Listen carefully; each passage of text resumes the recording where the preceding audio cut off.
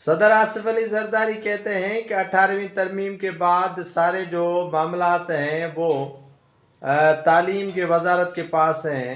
جب 2022 میں مدرسہ رجسٹریشن آرڈیننس پاس ہوا تھا یا اس پر دستخط کیے گئے تھے تو میں دوسرا آرڈیننس کیسے دستخط کروں؟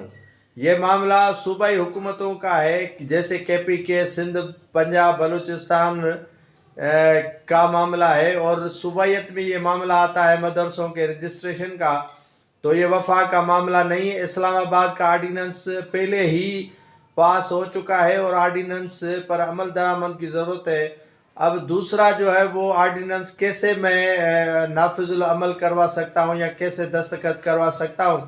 اب مولانا بھی اس بات پر اڑے ہیں کہ دھرنا تو ہوگا، اب دستخط ہو یا نہ ہو۔ آصف علی زرداری